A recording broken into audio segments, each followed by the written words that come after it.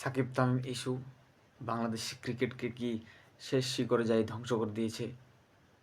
এটি কতটুকু সত্যি? নাকি এখানে তৃতীয় কোনো পক্ষ এসে সাকিব এবং তামিমের বিরুদ্ধে ষড়যন্ত্র করে তাদের দুই বাংলাদেশের সুপারস্টারকে আলাদা করে দিয়েছে? বাংলাদেশের মূল পঞ্চপাণ্ডবের ভিতরে দুই পাণ্ডব যাদেরকে আমরা ক্রিকেট থেকে শেষ বিদায়টুকু ভালো মতো দিতে পারিনি। আপনাদের কি মনে হয় তামিম ইকবাল এবং সাকিব আল হাসান এদের মাঝের দ্বন্দ্বটির মূল কারণ কী? তবে বিশ্বসেরা অলরাউন্ডার এবং তামিম ইকবাল বাংলাদেশের শ্রেষ্ঠ ওপেনার, তারা কিন্তু দুইজনকেই সমানভাবে রেসপেক্ট করে।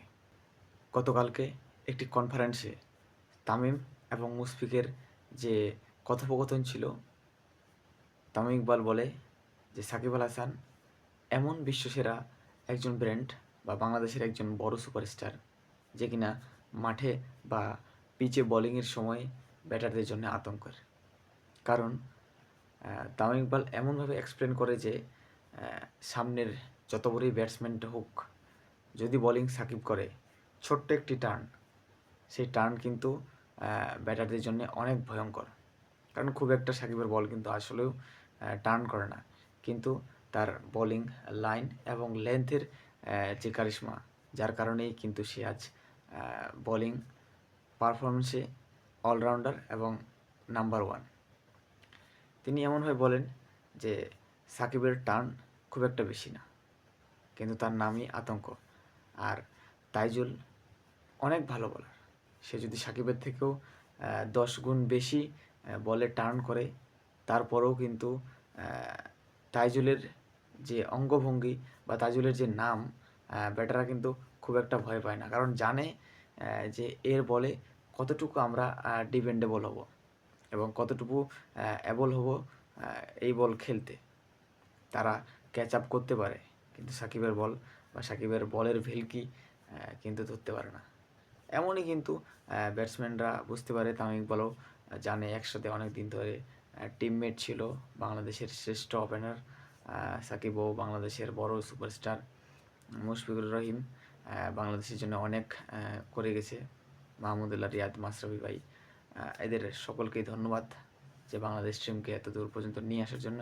এখন সামনে যারা রয়েছে, বিশেষ করে লিটন কুমার দাস, তৌহিদ হৃদয়, রিশাদ হোসেন, মোস্তাফিজুর, আমাকে এই বেশ পার্সোনালি এই কয়েকজন প্লেয়ারকে ব্যক্তিগতভাবে খুব ভালো লাগে এবং এদের মাঝেই যারা বিগত দিনে ছিল অনেক ক্যাপাবল বা বাংলাদেশকে এগিয়ে নিয়ে যাওয়ার মতো অনেক সম্মান, মানে এদের ভিতরে অনেক কিছু আছে। কিন্তু মেহেদী হাসান মিরাজ বর্তমান সময়ে তার আচরণ বা তার মানে ব্যাটিং বোলিং পারফরমেন্স খুব একটা সুবিধার না। পিপিএলে যে কোয়াপ গঠন করার পরে তাদের যে মানে বাংলাদেশ ক্রিকেটের যে সম্মান হানি করে মোহাম্মদ মিঠুন এবং মেহেদী হাসান মিরাজ, তারা ক্রিকেটটাকে কী করতে চায়, তাদের পার্সোনাল বা বাড়ির যে উঠানে মূলা ক্ষেত চাষ করে এরকম যখন ইচ্ছা গেল আসলো খেললো। আমি ব্যক্তিগতভাবে মনে করি যারা এই সম্পর্কে এতটুকু চিন্তা করে যে দেশের ক্রিকেটকে ধ্বংস করে বা করবে, আমি ব্যক্তিগতভাবে বলবো তারা যেন বাংলাদেশ ক্রিকেট বা স্টেডিয়ামের কখনো আশেপাশেও না থাকে। কারণ বাংলাদেশ ক্রিকেটকে ধ্বংস করার বা বাংলাদেশ ফ্যান বেজ যে আসে, এদেরকে হতাশ করার কোনো অধিকার নেই তারা। বিগত দিনের যে পঞ্চপাণ্ডব ছিল, তারা অনেক কষ্টের মাধ্যমেই কিন্তু বাংলাদেশকে এতদূর পর্যন্ত নিয়ে এসেছে। এতদিন সার্ভ করার পরেও কিন্তু তারা ভালো একটা অবস্থানে নিয়ে আনে দিয়েছে বাংলাদেশ ক্রিকেটকে। সেটা ধ্বংস করার মতো কারো অধিকার নেই।